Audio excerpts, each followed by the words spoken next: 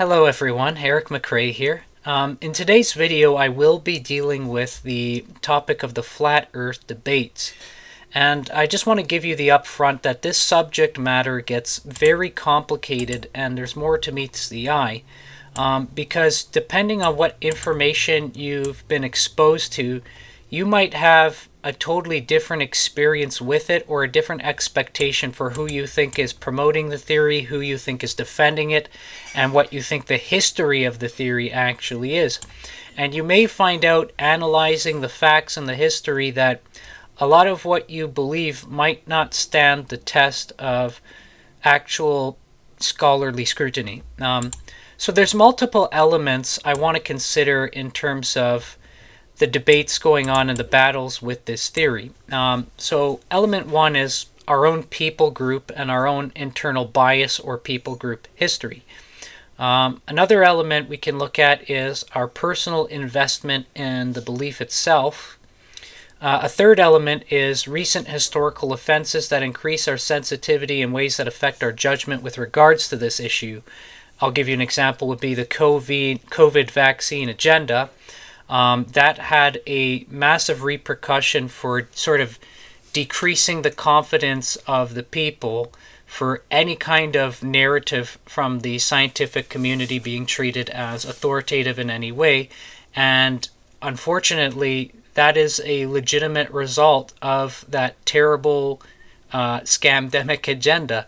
But as a consequence of it, since people are saying, hey, you lied to us here, where else did you lie to us? And it almost becomes now an issue that we'll throw out the baby with the bathwater because of something like that. So that's a part of it. That's an element. Another element is obviously the facts and the empirical data. What are the facts and the empirical data for the earth and its shape, as well as in the context of the Christian debate, what does the Bible say about the shape of the earth, if it says anything at all? One more element is the question, who is the person who's spearheading the flat earth movement as its leader, and what are their beliefs? If you can understand the leader and the leadership, then you might make a judgment call of maybe that's not somebody I should be following. Element 6 is who is the audience we are communicating to. Now, I want to talk about the audience here because it's incredibly important.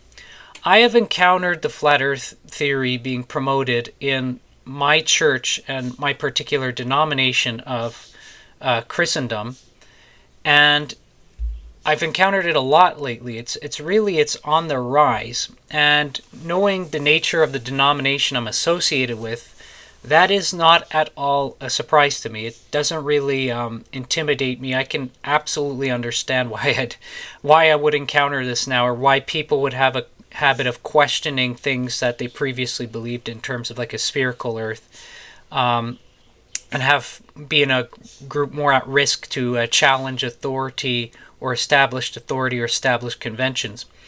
But audience in terms of that movement within the church and, say, the atheistic, antagonistic, anti-Christian audience, what ends up happening is very different with regards to this theory. So there's sort of different things going on here. So first, what history says of sort of the involvement of Christianity and Christendom with this belief of the flat earth, you'll find that there is a sort of, should we say, a disconnect. There's absolutely a disconnect where what history actually says is often mitigated and ignored, and people purport a pseudo-history for the sake of an agenda. And anti-Christians often do this. And so if I'm considering the audience, if I'm addressing the people who think that Christians are the ones who've classically persecuted the scientific community, held back science, held back human advancement, and had this belief that we've classically believed in a flat earth, and we're the slow people that hinder all progress towards human goodness. These people tend to have a vulnerability to adopting an obviously false narrative, because when we read history, we find out what they say is not the case. But when we're dealing with it in the church, Ironically, what we have is a movement of people trying to teach this as how to reckon the shape of the earth in the church, and we find this is actually a recent movement. It's not really an old one. And now we have to deal with that, and it's a whole different group with a whole different set of information that needs to be shared. So it's actually deeply more complicated, and there's more than meets the eye here. So say we might have audience A, the flat earth believers in the Christian churches, and by extension my denomination of the Messianics and the Hebrew roots. There's flat earthers coming in. They have them in some of the mainstream Protestant, and I guess there might even be a few Catholic flat earthers now as well, not on consequence of Catholicism so much as on a consequence of you might not know this, there is a legitimate flat earth society sending out missionaries teaching this, oddly enough. And we'll cover that in the video at some point. I'll give you some insight into that. Audience B is worthy of consideration. These are the people that would attack Christianity and biblical religion and caricature it, or make a strawman argument that we believe in flat earth and we're anti-intellect and anti-science, and portray us as stupid, for lack of a term. They're a different audience with a different avenue to consider. And you have this third wild card factor is, as pointed earlier, you have the Flat Earth Society as a functional social cult, which has individuals with loyalty ties to other ideologies and religions that would normally be opposed to each other, but all unite as sort of unlikely allies with the Flat Earth claim as their uniting chief doctrine of emphasis. So to put this into perspective, in the Flat Earth Society, you can have a Christian flat earther, an atheist Darwinist flat earther, a Muslim flat earther, and a communist flat earther, and they can actually all unite around this commonality of the flat earth is their key point of emphasis. It's sort of the thing that's the most holy to them, and therefore they can actually avoid mutual hostilities with one another, but attack people who refuse the theory and work together to advance the theory. So that is a very fascinating thing when you look at it, and that kind of explains why this is not such a simple thing to talk about, because you have to think about what audience am I talking to, and what parts of what elements of their view on this am I going to deal with. So to start, I'm just going to straight jump into dealing with the people who are in the church who are teaching and believing this, and get into that sort of side of dealing with it. And then in a separate video, I'll sort of address the antagonistic atheistic types with more information that is apart from this, more sort of addressing their perspective and their belief. So first, if we're considering the question of the shape of the earth, the sphericity of the earth, or is it a flat disk, is it a square, you're really dealing with two authorities on the topic in the realm of Christianity explicitly. You're dealing with what the Bible says, and then you're dealing with what we can test and observe scientifically. And that is really the end of the story. So to get into the Bible text here, the question is, do we have texts that comment on the shape of the earth, or what texts are used in part sort of playing the agendas of those arguments? And what we find is, yeah, we have some texts that people will use, for example, for flat earth, and we have some texts that would indicate the other. So we can think about it this way. There are terms like sunrise and sunset in the Bible. For example, in Psalm 113, verse 3. There's terms like the four corners of the earth, Isaiah 11, verse 12. And Revelation 7:1 mentions the angel standing at the four corners of the earth. You have the event of Joshua's time where the sun stood still. So yes, people are going to grab onto those verses and they will absolutely apply it to imply that the Bible teaches a flat earth. To be honest, it seems strange to apply these as a proof of a flat earth when we actually still use these terminologies today. And I'm talking about everyone who believes in a globe or a spherical earth still uses this kind of terminology. Sunrise and sunset are current terms we use to describe this sort of visual phenomenon of appearance with regards to the sun and the moon, night and day, with regards to revolutions of the earth. So it's not like sunrise and sunset appearing as language in the Bible and the Hebrew Old Testament would really prove anything, that there was a flat earth view at all. It's not really sensible. Now, think about the four corners of the earth. Well, you have the four cardinal directions, north, west, east, and south. Using that image, yeah, you get a concept of the four corners. It's really just reference to the four directions. So that's a concept as old as time, north, east, west, south. It's not really anything revolutionary, and it doesn't mean anything for a flat earth, obviously, because honestly, we use that same concept in terms of the communities that believe in a spherical earth. Revelation chapter 7 verse 1 mentions angels standing at the four corners of the earth. Well, that's just going to coincide to the four cardinal directions. Now, in terms of Joshua's time, where a miracle was performed that the sun stood still, again, you can't really use this to proof text a flat earth, because in the concept of a spherical earth, you'll just say the revolution of the earth was stopped. So it doesn't really make sense to use these verses that way so aggressively and confidently. But we also have Bible verses saying the opposite, right? So many would be familiar with Isaiah chapter 40 verse 22. It tells us that God sits above the circle of the earth. Now, we do also possess Job chapter 26 verse 7, which indicates that the earth enjoys free float in space. It says, "He stretches out the north over the void and hangs the earth on nothing." So let's take a closer look at Isaiah 40:22, because of course, the flat earth people, they don't really back down from hearing that.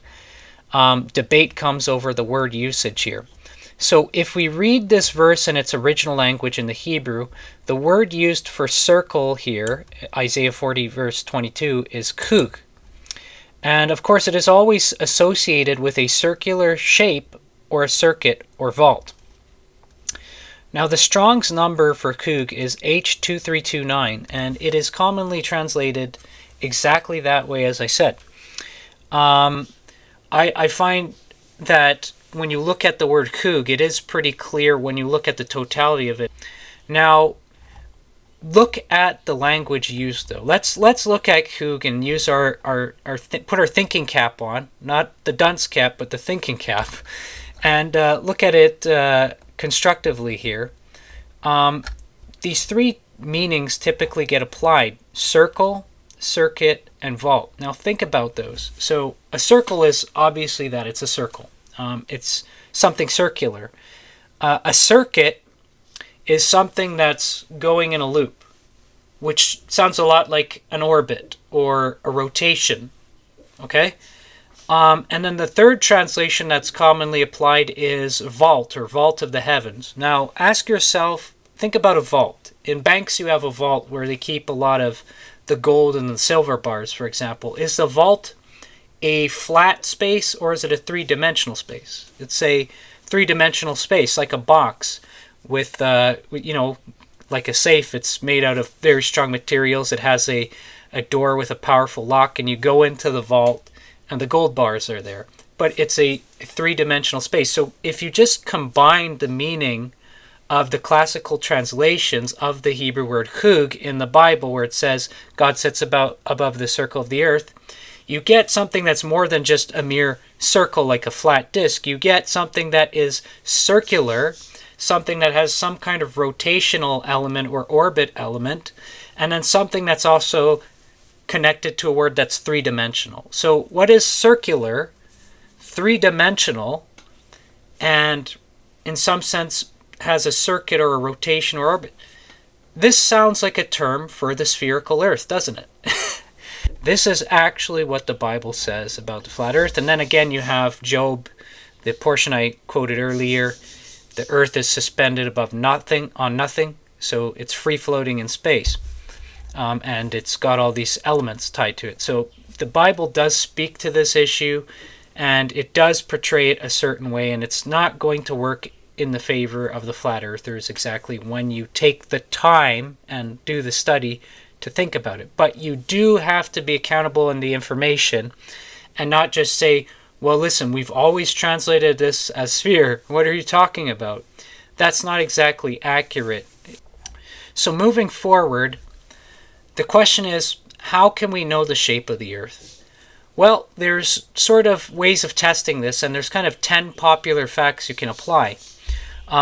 So number one, the shadow of the Earth during the lunar eclipse is a curved shadow. Number two, other planets have been observed by telescope and are round, and if the other planets are round, why would you expect that the Earth is a special exception as, say, a flat, kind of flat rectangle or a flat sphere, and everything else is a globe? Day and night happen at different times, which is an issue as concerns, the sun and the moon. For a flat Earth. Now you have another one is the Coriolis effect. Another issue is you can make a traversable triangle on the Earth with 3 right angles and end up in the same spot. Another fact is the curvature can be measured with meter stick shadow tests. Constellations appear upside down in the southern hemisphere, and the Earth can be circumnavigated. You can just keep heading west and end up back at the same place. The horizon view from a departing ship, from a dock, in terms of the buildings, will reveal insight. And then we have photos of the Earth from space programs. Now, you can stop here and say, I realize people are going with the NASA conspiracy theory, the photos, and the idea we never really landed on the moon. I will deal with that in a bit. I will give you some resources to look this up and put that to the test. But I will say that this idea that, well, it's so obvious that was faked, not really. There are resources that read very much against that. So we're going to look into that as we move forward. But let's take a closer look at these 10 points. So again, the shadow of the Earth during lunar eclipses is curved. So even the ancient Greeks realized that the Earth is a globe by observing lunar eclipses. They realized during the eclipses the Earth was between the moon and the sun, and it always casts a circular shadow. So you can take a look on the pictures on the screen there. Aristotle, the philosopher who lived between 384 and 322, wrote, either the Earth is spherical or it is at least naturally spherical. And it is right to call anything that which nature intends it to be, and which belongs to it, rather than that which it is by constraint and contrary to nature. The evidence of the senses further corroborates this. How else would eclipses of the moon show segments shaped as we see them? As it is, the shapes which the moon itself each month shows are of every kind, straight, gibbous, and concave. But in eclipses, the outline is always curved. And since it is the interposition of the Earth that makes the eclipse, the form of this line will be caused by the form of the Earth's surface, which is therefore spherical. Now that's Aristotle, the ancient Greek philosopher, over 300 years before Jesus came to Earth. You can see that in the pictures, the form of the shadow is showing a curvature. That would be the shadow of the Earth. So looking at the second point, we have observed that the other planets are round with our telescopes. And really all other planets are round. So the question is begged then, why would we expect the Earth to randomly be different than the other planets in terms of shape?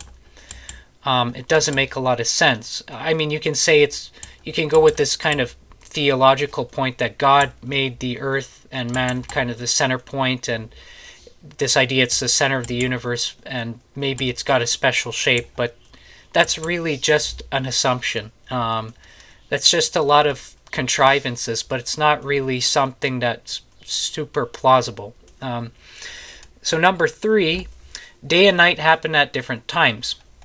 Consider this, it's always day somewhere on Earth and always night somewhere else. If the sun was orbiting over a flat Earth, this outcome would not make sense. And now you can put this to the test for yourself. So just picture you got a flat Earth, whatever shape you have in mind. Maybe you go with like a rectangle. I can sort of use my phone as a picture. If you have a flat circle like a CD, okay, you put that there and you got the sun and the moon, okay? The sun is the luminary that's providing all the light. So now start thinking about the positions, how you could position this to produce over here is night and over here is day, and follow it up with the various areas where it's reported at this time of the day it's night here and at this time it's day here, and see if you can make sense of the positioning. Tweak your idea of where the sun goes and the moon goes and how they move and orbit around over this flat Earth concept you have. And what you'll find is the idea that we can produce night and day in a system like that doesn't really make sense. You can't produce the shadow casting, so to speak, with the moon in this way, in a way that's consistently matching up with what we actually see in reality, where over here it's day, over here it's night. It just doesn't make sense. So all you can really test this for yourself and play around with the image in your head and figure it out. Now there's this thing called the Coriolis effect in the next point. Objects on Earth appear to be deflected to the right in the northern hemisphere and to the left in the southern hemisphere. Hurricane winds in the northern hemisphere are deflected to the right, and in the southern hemisphere they are deflected to the left. This could not work with a spinning flat disk. The flat Earth model does not work to support what we actually observe on Earth with the Coriolis effect. You can also make a triangle on Earth with 3 right triangles. So if you walk 10,000 kilometers on the Earth's surface, make a 90-degree turn, walk another 10,000 kilometers, make another 90-degree turn, walk another 10,000 kilometers, you will end up in the place where you started, having made a triangle with 3 90-degree angles. On a flat surface, that is not possible. That's not how things work. But it makes sense on a spherical surface. The other point is the curvature of the Earth can be measured. If you pick 2 places a few hundred miles directly north and south of each other at noon, and you measure the angle of a shadow by a vertical meter stick at each location, you can use the shadow lengths to calculate the angle between the sticks, and the sticks will not be parallel. Once you know how far apart they are, you can calculate the curvature of the Earth's surface. And the constellations and the moon, they appear upside down in the southern hemisphere. The constellations and the moon appear upside down in the southern hemisphere. From the southern hemisphere, any constellation that lies near the celestial equator would appear both upside down and reverse, left to right, compared to the northern hemisphere. That doesn't make sense on the flat Earth. The Earth can be circumnavigated, as pointed before. You sail west, you eventually return where you began, or east, you return where you began. Now the horizon, when a ship departs from a dock, if you look at the buildings, as they're disappearing, they disappear from the bottom first, or from the bottom up, so to speak. That makes sense in the context of a spherical Earth. It does not make sense on a flat Earth. So the other issue is you have eyewitness and photographic evidence from the space programs and the astronauts, moon landing photos and such. Now here's where we get into the conspiracy theory stuff, the people claiming that that was faked. Now here's a site, you can look this up for yourself. It's the Royal Museum's Greenwich website, and so they actually have documents that deal with this claim in general in all the forms it comes pretty much. So for example, you can see this portion here, Conspiracy 1, shadows in the moon landing photos prove the image were faked. We can read through this real quick. Take a look at the image below. The full panorama is on the NASA website. Look closely at the shadows cast by the astronaut Neil Armstrong and another object just out of shot. What's wrong with them? they're not parallel. This image is taken as proof by conspiracy theorists that the moon landings were faked. Surely if the sun were the only light source, then the shadows should be parallel. Doesn't this prove that the whole scene was mocked up in a studio with multiple light sources creating different patterns? Well, no. This is on the surface of the moon, but we can reproduce this effect anytime we want to on Earth, Professor Ojha explains. You have all seen this phenomenon yourself, where because of perspective, parallel lines appear to be non-parallel. If you are trying to reduce on a two-dimensional plane a three-dimensional situation, you can make lines do all sorts of weird things. Artists have been using this for centuries. Go outside when the sun is low in the sky and see this effect for yourself. Just like the images from Apollo 11, here on Earth, the shadows will not be parallel. So, there you have it. And they go on through a lot more. And yeah, you can see it right there. If you go to the website, they have even more. Much more to say on the various theories. So that was the first one. Then they have shadows. Apollo astronauts could not have survived the Earth's radiation field. That's another conspiracy theory. They deal with this. Conspiracy theory 3, why are there no stars in the pictures of the NASA moon landings? Conspiracy theory 4, and so on and so on. Now, I do want to close the video here, and I will be honest, all of these points, you'll notice I've basically copied them from the Creation Ministries video on this topic.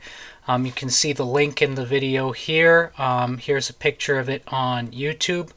I don't want anyone to think I'm of the habit of plagiarizing or trying to look like I'm the genius and reap the benefit of someone else's hard work. This is something I don't normally do, to copy something so word for word on this level without giving citations immediately. There's a reason I did this time is I've been noticing this really creepy trend where it's like some of these flat earth theorists, in the ones that are kind of manifesting in the church and getting caught up in this, it's as if you say the word Creation Ministries and they already have the guard up and they don't listen anymore. It's as if they know that's the power that's going to hold them accountable. So my strategy in this video, normally I don't think on this level or strategize in this way because I'd think of it manipulative, was to not immediately show pictures with Creation Ministries logo in it or mention them too much right away until the viewer was already kind of following along in the ride, with kind of the idea that the flat earth theorists are like the child that doesn't want to eat the vegetables, and so I've kind of mingled it in the plate under the mashed potatoes and the more tasty stuff, hoping they'll eat the vegetable. And I know that sounds incredibly rude and disrespectful, and it may be. It is something I wasn't sure about, but it's not like I'm trying to look like I'm the person who discovered all this information on how to test and I'm some genius. It's literally almost word for word the Everything Creation Ministries did, and Richard Fangrad. This is their work, and I'm just putting it through my mouth, hoping that if they won't hear it from Creation Ministries, maybe they'll hear it from me. If you won't hear from me, maybe you'll hear from Creation Ministries. The point is that the flat earth theory is incredibly flimsy, and to make this a key point of doctrine as a believer in Jesus is, in my mind, insidiously foolish. And I really believe there's ramifications to this. I believe it's going to prove to be a big problem. Because I've noticed some things, and I want to be honest with you, I've really noticed this. So I talk with some of the guys who've been in this theory. Now, I'm not calling names, and it sucks because if they ever see this video, the people who are part of my congregation who've been doing this or a part of the church, they're going to think I'm talking about them, and they may not all have the same hiccups, but, you know, I've been to men's meetings where people confess their problems and things, and I can definitely tell you some of the guys involved in the flat earth theory who are just constantly talking on the flat earth and kind of like it's this moral crusade and they're a freedom fighter fighting against an oppressive cover-up regime. They have sin issues. They can have issues of sexual lust. They can have issues of greed. They can have issues of ways they're conducting themselves in business that is violating principles of the Bible in other areas. And what often happens is they've got this area that the word of Jesus is saying, fix this, but now they spend so much time talking about this that this other sin, it's in continuity. And what that does is effectively it creates a stumbling block for them growing in their relationship with God. And then that becomes a negative witness for anyone who knows the truth of that, and possibly a source of vexation. So that is something I've seen. And others have different problems. Regardless, people start talking about flat earth at times more than they talk about Jesus, gospel, or law. I've seen one person in particular in a WhatsApp group I was part of. The whole WhatsApp group had to be closed. There were like 8 guys in it, but this one person was just constantly going over all the flat earth kind of stuff and flat earth articles non-stop. It was nothing but flat earth, and it's as if they had no substance to them besides flat earth and no life outside it. So again, this is why I didn't try to upfront immediately in the first 5 minutes or 7 minutes put all the creation ministry stuff until later. I wanted to make sure they had a chance to hear it. But and then this is the other thing I mentioned that's weird. Some of them, it's like they already know the expert in field here in terms of the Christian world. Our guys from associated with Creation Ministries International, Answers in Genesis, and they just hear the term and they're like, yeah, I'm not going to listen to that. No, I know these guys. These are not good guys. And it's not true at all. These guys are legit bona fide scientists involved in the actual fields with, they've done the work and they've gotten the accolades. And now it's incredibly arrogant when people who are not scientists, who are claiming to be Christians, will not hear from a person who is a Christian and also a scientist saying, yeah, from both the perspective of church history and from the perspective of science, this flat earth theory doesn't hold water. And so a lot of that goes on. But here's another problem. This is actually another big problem that comes. So there's this big movement of anti-Christian, bigoted atheists who just make up lies about church history, about Christians, about the Bible and the biblical worldview. And they try to caricature Christians as the stupid people that hold back all human progress and are the source of the Dark Ages, to put us on the level of basically the Muslims beheading people and raping women and stuff, to portray us in a similar light as these cavemen. And it's when you do that, and that's classically created problems in more areas than just how Christians are treated in terms of whether they're respected or not. Once people see them as a threat, if they're involved in scholarship, like they're studying university, people start denying them tenure, withdrawing earned accolades. That's classically happened and done a lot of mischief that who knows what harm that causes. Maybe stuff that would have been invented that would have been helpful wasn't invented because somebody career sabotaged them because they thought they were a threat to scientific advancement. So when you program people to view Christianity and Christian belief a certain way with a false narrative, and then set people loose with that narrative, they might act in ways that actually end up cheating the whole world of stuff that should have happened or could have happened, which would have been beneficial.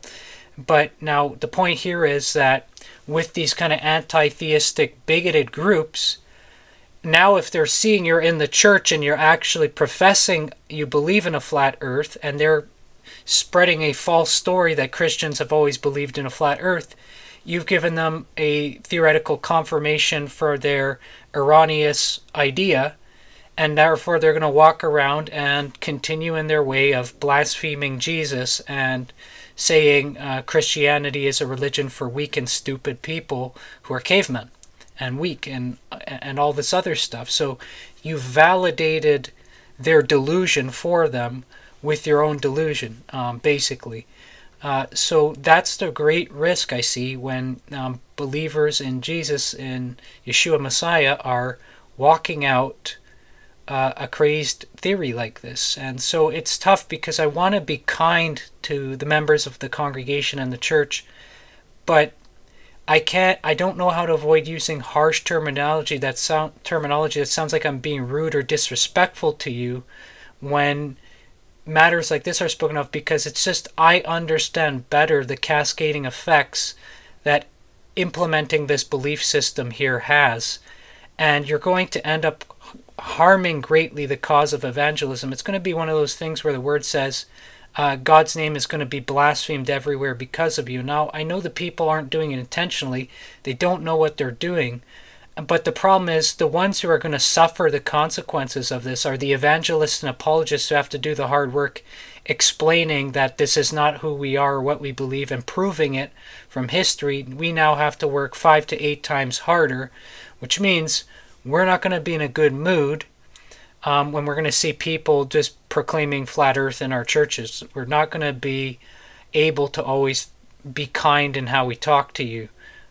Not that we don't wish we could, but when you're under pressure, you feel agitated. And when you're agitated, you have pressure in your head, and it's hard to speak in a very kind, peaceable tone. So I hope you'll understand the gravity of this issue. If you're Christian or Messianic or whatever, and you're believing this theory, you really should reconsider it and consider the effects. Thank you very much. Bye-bye.